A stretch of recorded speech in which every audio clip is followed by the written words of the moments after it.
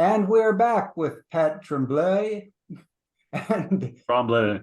Tremblay, yes, to talk about his. I asked him how to pronounce it, and then I immediately messed it up. And then we're here to talk about his book, which also has a funny pronunciation. It's Terror in the AIlien Realms, spelled AIlien. And Giles actually has a copy there, so you can see it. We have another better copy. How are you, Pat? I'm fine. I'm fine. How Doing about you? well. And so let me get up some stills. We're not going to discuss all of these, but we do have a large amount of graphics from the book, just there in a gallery view. So before we start, I guess, why don't you just explain what this project is? Well, I first started looking into AI imagery about a year ago. I saw that the technology was trying to do some interesting things with it, and it was not really amazing at the time, but still very promising. And I started to just try out the tool, especially mid-journey, and also a little bit of stable diffusion eventually. And I realized that at the time that it was pretty rough, and I said, "Well, what can I do with this? Try to push the extreme of it to see what I can do with it." And I thought of horror movies, obviously, and since the visuals were not that tough, that great. I mean, I was thinking, well, maybe I should try to do things like Ghana movie posters, because they're usually pretty, rough in the way they're being drawn, and that sort of gave me interesting results. But then the technology became even better throughout the various versions rapidly. And I said, well, I can start designing actual posters with this and experiment where I can go with the tool. And eventually I was wondering, well, what can I do with those posters? I could just post them and that would be it. But I thought, well, what if I could get people to write imaginary reviews of these fake posters to get inspired by them and see what comes out of it. So I also thought about doing it myself, but I thought it'd be more interesting to have lots of different visions and opinions of about these pieces of artwork.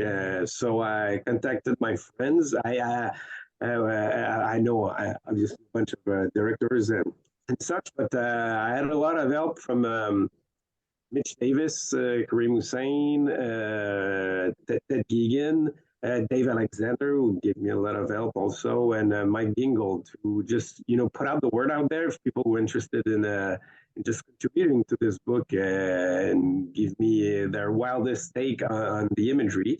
And I was giving them carte blanche as well, so that they could just go anywhere they wanted, no editing, no anything.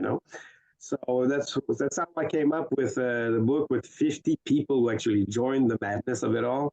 And what you get is everything from very humoristic stuff to very bizarre and strange and mysterious and poetic. It's a big mishmash of so many kinds of weird things that it's a very fun book for that reason. And it can be consumed really in a fun way, because it's not linear in the sense that you can just read one here, one there. So it's a nice coffee table book for that matter. Yeah, that's great. And so actually, before, I probably should have mentioned that you are or were or still are a film director who did Atmos Horror X, which we saw, and some other movies. But lately you have been focusing more on doing artwork. Yeah, well, making indie movies is always hard, finding the money or the time or whatever. So, and during the pandemic, nothing was really happening either. So it's almost, I don't know if it's a byproduct of that or not exactly. I think it just was because it was something new that I was curious about, and I said, okay, maybe I should focus on this. but I still have plenty of scripts I want to do actually, and that are already written and all, and many other projects. But this was, a way to be more immediate at producing things and be satisfied more rapidly than having to wait for a whole year to make a movie and all that stuff. But if I can continue doing this, I will, because I really enjoy doing this. And I've got plenty more where that came from, actually. Oh yeah, this is the kind of idea that you come up with that I think of, oh man, why didn't I think of that, or why didn't somebody else think of that before? Because the AI stuff is just a really brief window where this has been popular, and it's just an idea. I thought, gosh, why didn't somebody come up with that first? What I've got up here is a list of contributors. I was just going to go over some of the more notable names that people might recognize. Rodney Ascher, who directs documentaries, and the most famously, I think, the Shining documentary, Room 203. Yeah. Jay Baruchel, who's actually had quite a big acting career doing voiceovers, at least in How to Tame Your Dragon. Who else is on this list? Jorg Butgereit, yes, director of Necromantic, is on here. And Der Tod ist King. Let's not forget his more serious outing. Mitch Davis, you already mentioned, but let's see, who else is on here? Michael Gingold, you mentioned. Aaron Moorhead. We have Moorhead, and is Benson on as well? Yes, Moorhead and Benson both on and there. David Lawson Jr. too. Vincenzo Natali. Yes. Joel Petrikis, who we've interviewed before. Jennifer Reeder, another director. So a lot of relatively big names in the field of horror that you were able to bring on. So that's really cool. Let me ask you, what program did you use to make these? Well, I started mainly with Midjourney because they evolved much faster in terms of quality, and it's a bit annoying to work in the Discord system, but I ended up creating my own technique to make it faster and all that stuff. So that was pretty useful. I also tried Stable Diffusion to do some more, because the important thing to know is that Midjourney is kind of censored in ways. It was banning certain words and all that stuff, so it was a little bit hard to go around and trying to do crazy stuff, although I did some crazier stuff. But with Stable Diffusion, the version that I had gotten was not censored, so you could go different ways. But ultimately in the book, there's not much craziness. I just kept that for myself, I suppose. And so what was your question again? Just the what program you used, and okay. So also, I did. Yeah, okay. I'm just going to finish on this.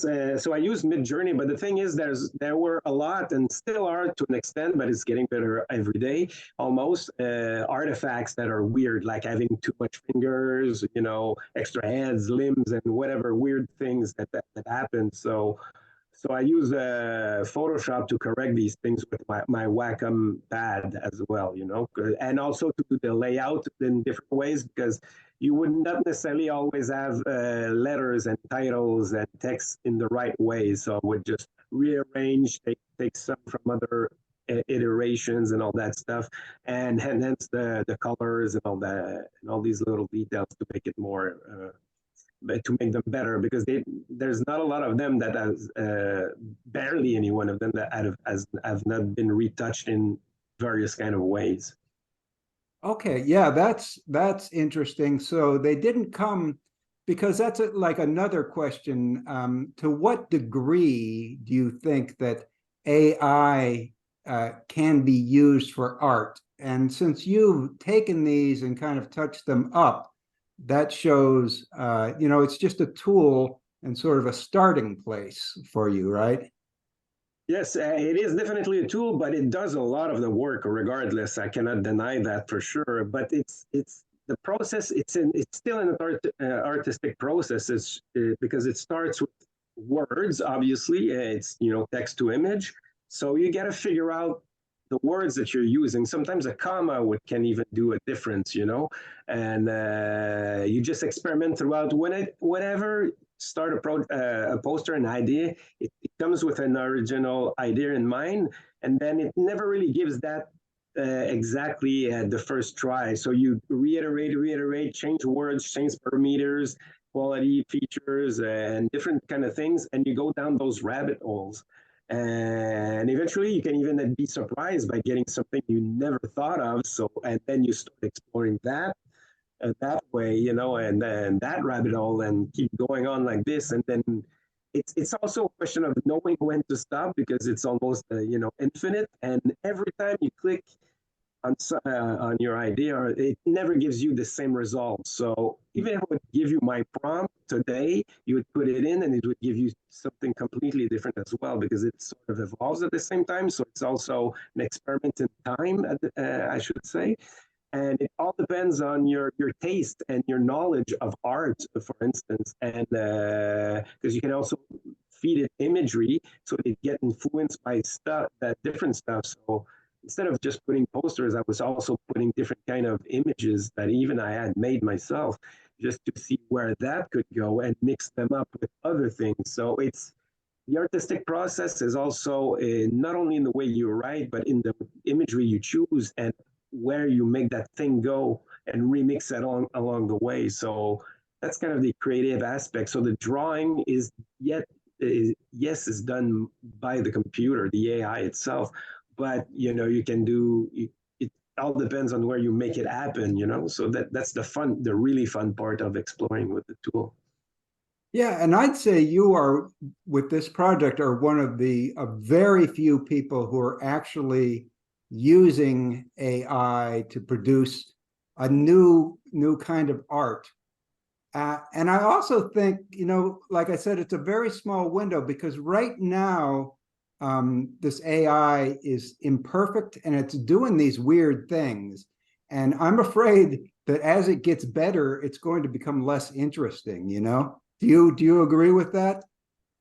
Well, I kind of say that now great is the new meh, because things can be more amazing, because a lot of people are doing this, and you start to realize that a lot of people are able to do, standard classic stuff, and that eventually just becomes boring by default, because there's too much of it. Like anything, there's saturation when you see something that's, a sort of trend. So the most interesting thing is to explore and go in different ways with the tool. And that's what I would have like 3 lifetimes just wanting to do this with this tool as it is right now, because there's so many things I want to explore other than ore. It's a question of time basically, but it will go to so many different ways in the future. This is just the beginning, and it's fascinating. Yeah, I agree. I'm fascinated with AI, and with the very few people who have put some people have made short films that are very bizarre, and we featured a few of them. And it's kind of like at the beginning of silent film, because the tools are imperfect, but it's making people, I think, be more creative to realize their visions than they would be with something that was better at capturing reality. And we're getting some very surreal sort of visions out of AI at the moment. So you came up with 50 posters. How many do you think you did and discarded to get the best 50? Well, to begin, for this whole project, I made probably over 10,000 images, and I chose my favorite throughout those, and sometimes I get like maybe 5, 10 iterations of one particular poster, and then I choose elements from each that I like, and then blend them back together, make one single poster, because sometimes the character is more interesting there, or a face or something. So I ended up finalizing 100 posters, so that when I would give them to the people who would join the project, the last person would still have a choice between 50 posters, you know? So meaning that I now still have another 50 poster plus at least 35 that have, additional ones that have completed since then. And I've probably got at least 100 more I could work on and do another batch if there's interest in making another book, which I'd really like to do. Oh yeah, Terror in the Alien Realms, AIlien Realms 2 is coming out. It's well, I have to put the brakes on this right now because is trying to carve your way into social media is really hard in my case, because I don't have tons of followers to begin with. I came late into the game of going on Facebook and Instagram, and as a result, I'm so far down people's feeds that it's really awful. And but I also decided to pay for boosting a post on my AIlien Realms Facebook page. And because it's a company, I understand that they need money to run their things, so that's why we have to pay to get more visibility. But I realized that I really got fucked over because Facebook boost post is a scam. Because I don't know if you know this, but you can target. You can target the people that you want. So I only selected horror people, horror categories and all that stuff, and they were promising like hundreds and a few hundreds of likes and followers and all that stuff for my ad. So I said, okay, fine, let's do this. And then the likes kept coming in, and the followers coming in as well, but no sales as a result. So and no other likes on other posts. So I was confused. I started to say, well, let me check all those likes and followers.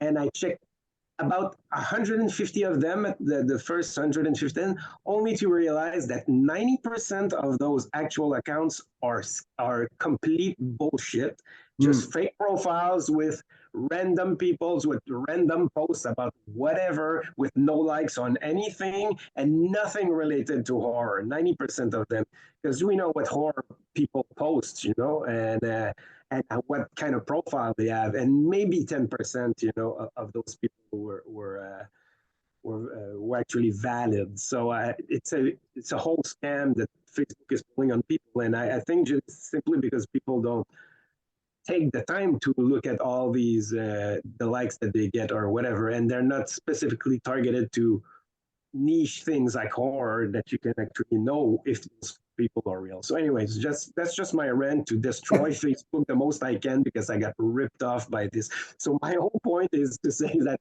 I wish there would be another book, but it depends on how this one will work from word to mouth, basically, because Instagram is even worse. I just noticed yesterday that all my hashtags that I put in my posts, even right after, are not listed in my posts are simply not listed in those. So it's really hard to make promo. So thank you also for having me on your podcast and your great website, because that's the cool way and the real way of doing it, word of mouth like this. Oh yeah, we'll help you as best we can. I think that the best way for people to get the book is to, because it's the easiest, I think, is to go to pattremblay.com, pattremblay.com. Do you think that's the best way for people to order? Yeah, it's in the store section, but if you type AIlienRealms.com with the AI, obviously at the beginning, it goes directly to my to that page as well. Okay. So we'll put both those links up and everything we can to help get word out. And I haven't let Giles say a word. So Giles, why don't you ask? Oh, no, don't worry about me. Oh, yeah. So as you saw, I got my copy. I went to the book launch event, which was pretty crowded with some excited people. Of course, I couldn't guess how many of those were contributors versus, shall we say, civilians like myself. I know you got helped and probably did a lot of word of mouth, but can you speak quickly but also broadly about how you chose the contributors for this? Well, I started with the people I know, which were friends and acquaintances I had throughout the years of mainly going to Fantasia because I'm a Montrealer, so I've met people there. But after that, it was just a discussion with the festival programmer Mitch, which is a longtime friend of mine, and Kareem Hussein, who's also an old friend, and Ted Geeking that I knew and who has also worked with Fantasia. And then through this, I met Dave Alexander. So they suggested me people, and I said, okay, that's good, that's good, that's good. And it was pretty much a group effort in finding those names put off. So I really have to give them credits for this. And obviously, I didn't have to refuse a lot of people because I mean, all of what my friends, all of the people my friends know are really cool people to begin with, So it was shockingly done quite rapidly because I had already the idea of releasing it during Fantasia, so there was a sort of a really tight deadline regardless, and I managed to do it with people. Everybody was very easy to work with. Some little things that go a lot of back and forth with people, but nothing serious. Everybody enjoyed doing the thing. It was really good, and I am.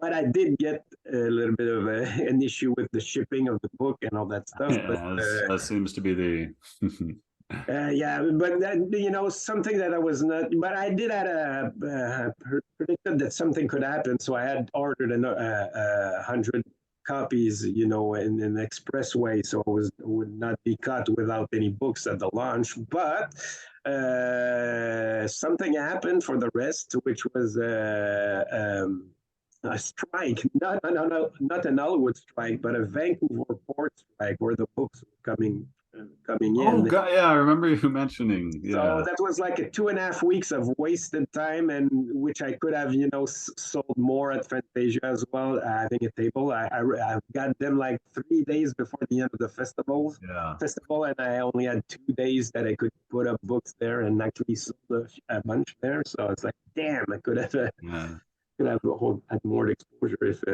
for that. But anyhow, Because I also asked because as you say, it's the kind of thing you can sort of sit and just sort of open it and read a review, see its poster, and poke around. I haven't read them all, but I was curious. Were there any like hatchet jobs? Did any of these reviewers really hate the movie that they had to write about for this project? what do you mean by hate? Well, it's like like the premise being okay. So we have a movie poster. They're writing a review of the movie that the poster is for. Were there any contributors who really just hated the theoretical movie that they were talking about? Oh yeah, of course. There's a bunch of those actually that are telling that the imagery is just not exposing anything that the movie's about, and they tell all about their faults and also how those movies were made in weird conditions and how they turned out. So there's a lot of also false advertising in a way, and it's really fun because they play with the concept that these movies are.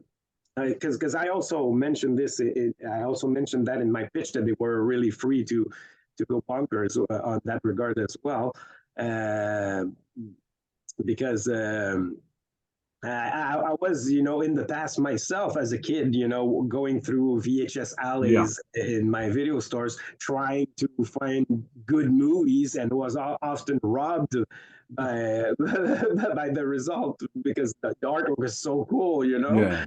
and you ended up having bad movies, and that was, that's why I winded up wasting more time in video clubs than actually renting the movies, just because I never wanted to be ripped off because I had a small budget, But it turned into this fascination for B movies afterwards as well, and I enjoyed them very much. And but all the imagination of thinking about what these movies could be was pretty much at the core of why I enjoy artwork so much, because Yeah. it stimulates the mind as to what you're supposed to get given, as a result. Yeah. Yeah, that reminds me of when I spoke to Panos Cosmatos briefly back in 2018 before the Mandy screening at Fantasia.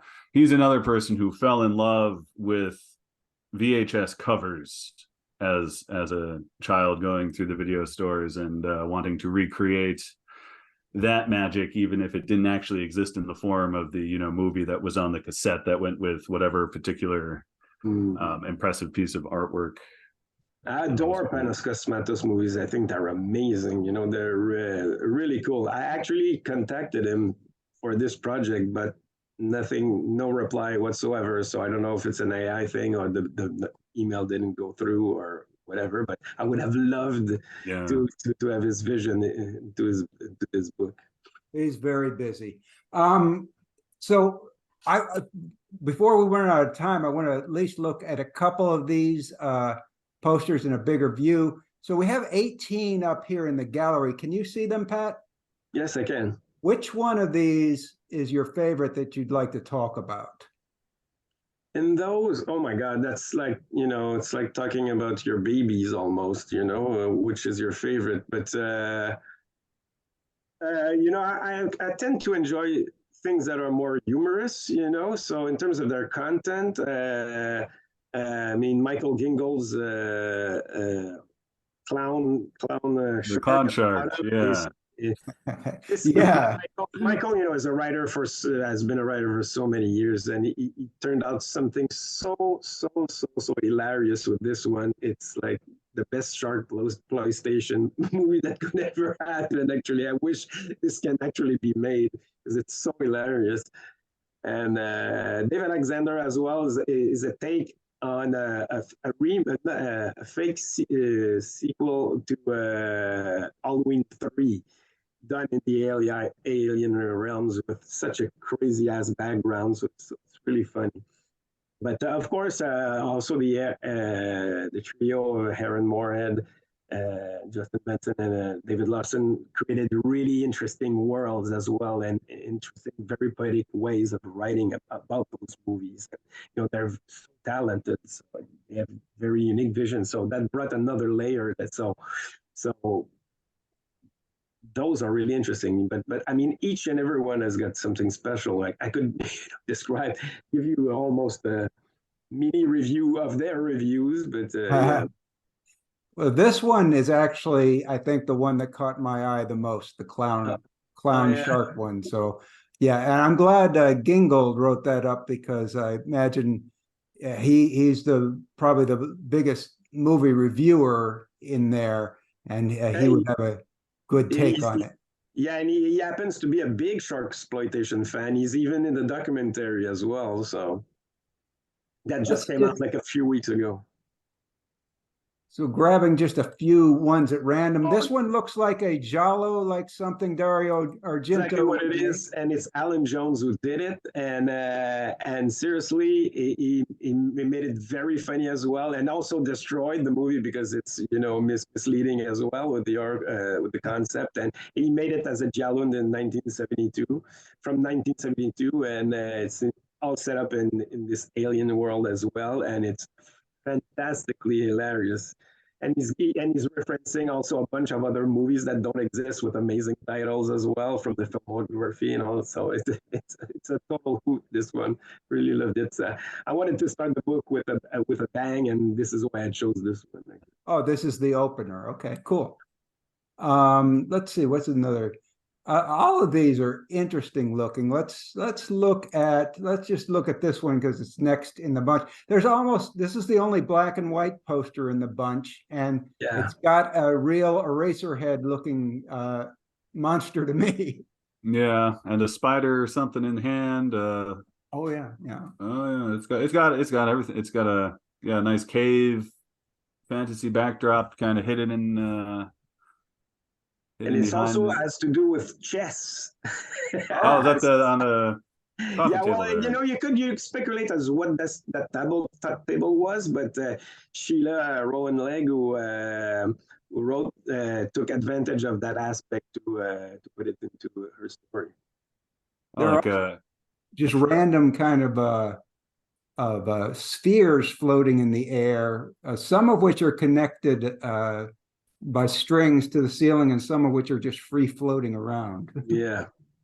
So yeah, I'm thinking with this monster and chess and the mystery, this is like a really Z-grade horror redo of Seven Seal going on here with a woman squaring off against a new face of death. A lot of different directions you could go with that. Great looking gorilla monster here. Very colorful. Yeah, and Andrew Trocky did this one, and he played around with the concept of AI as well in his review. It's really interesting. Yeah, I'm guessing it's a social satire, judging from the prominent newspaper in the lower right-hand corner, the people masked there with stylized clown makeup and further newspaper going on. So I can definitely see this being an early 80s kind of sticking it to the government, you know, society gone wrong kind of horror film. This is one of the few ones that looks like it might have a readable title. Sometimes they're just random collections of letters, and sometimes they are letters in a foreign alien alphabet. This one looks like CHIREN. Yeah, well, it sometimes, it depends, because I wanted to play with the idea that the fact that it came from that AIlien Realms per se, because the AI does turn out text that's all jumbled up to begin with, at least at this point in time. I know soon enough we'll be able to type real worlds and it will actually work inside, but it's not yet like this. And I said to myself at the beginning, should I just remove everything and just rewrite new titles for them, and just so that people are not confused? I said, no, I'm going to take advantage of this because it's their own dimensions. And also it liberated them to not be having to draw from a real title, so they could improvise more and create their own, also known as, and all our translation about what it is. So I think it became a good thing for this sort of not fluke, but bug, basically. So you said you let people go wild and do whatever they want. Did anybody write as if the movie was actually something made by aliens? Well, yes, some of them use it in the AI context. Some of them don't, just review them as movies as they are, and don't necessarily include the AI aspect. But some did in beautiful ways as well, because it was part of the concept as how it was pitched. But then again, like I said, they could also write it up as just a single review that's just a bizarre movie. Oh, okay, yeah. Yeah, both of those things. Let me see. This one. Really a spooky looking. And this one again has an actual. Well, it's that classic Aminimaze. Come on, Greg. You've seen that. And I wish I didn't see that. I send you the censored version. I should have sent you the Oh, okay. Yes, I like that. I made that for Facebook. Obviously, you can see the actual breasts in the book. I like the censored version. I think it's even weirder to have, I don't know what kind of animals they're, like sheep or chinchillas on the body of topless women. And oh my gosh, it's just, this one's really eye-catching, I think. Heavy folk horror. That's what I was from Aaron Moorhead, actually. Okay. Yeah. So let's see. This one's a little turned out a little more normal almost by comparison. It looks like more like a thriller maybe than a horror movie. I thought so, but there's a little bit of a mystery if you look at it clearly. Justin Benson wrote this one, but he didn't necessarily took those elements into context exactly the way I would have done it, but that's fine because that was the whole goal. Yeah. But if you look at it, there's some dimensional stuff in a way, because if you look at the drapes in the back, they are actually in the mirror area as well as a reflection. And also the fact that the end, the left, the hand on the left side just goes out a little bit of the frame as well. So And if you look at the behind the mirror, you can see the body continues as well. So there's it's more of a sci-fi aspect, maybe I could say, but there's a sort of a reflective horror kind of thing going on there. And And then Justin did something completely wild with it as well in terms of the mystery of it all. So it's very intriguing and fascinating to view. with them being sci-fi makers, I think I can see why this image would appeal to them. So great stuff, and you know, it really sort of explores the way that right now, in its imperfect form, AI is very surrealist in what it generates. I mean, it's yeah, well, you got to work to get there, you know. Yeah. It really took me a lot of time actually to get this. It's fast for many reasons, but it all depends on where you want to go with this, you know. Actually, like explore all these possibilities because I wanted it also to try and cover a bunch of eras as well. You know, you've got the black and white, you've got, you know, sort of also more different ethnicities as well. If you look at the blue one on the top there, it's more like some sort of retro Czechoslovakian kind of thing, you know. But Helsa Kephart, who used this one, made it her own as well. So yeah, the I bottom. really tried to have a lot of variety at the same time, aesthetically speaking, you know, in terms of eras and.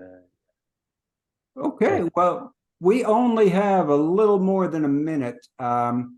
So you can go to AIlienRealms.com, type in the name, or go to pattremblay.com and buy this. And just in the last minute, Pat, are you a resident of Montreal? Yes, I am. Do you have a restaurant that you can recommend there for next time Giles visits Fantasia? Well, if you do, you like Indian food? Oh yeah. Because there's a Indian Quarter, I should say, that they have a lot of great Indian restaurant there, and I would have to check. I think it's Maison Curie India. I would have to send you the link because I always forget the name, but they've got. I don't know if you enjoy tikka masala, but they've got the best one ever. I mean, it's an orgy in my mouth, an orgasm. I'm sold. Yeah, now I want to go to Montreal. Okay, well, that's our traditional last question is restaurant recommendations. So thank you so much for being on, Pat, and I really hope that the book does well and you get to make a sequel. Oh, I'd love to. I'd certainly love to. I thank you very much for your coverage and help towards this. All right. Thanks, guys. Okay, bye-bye. Out of here.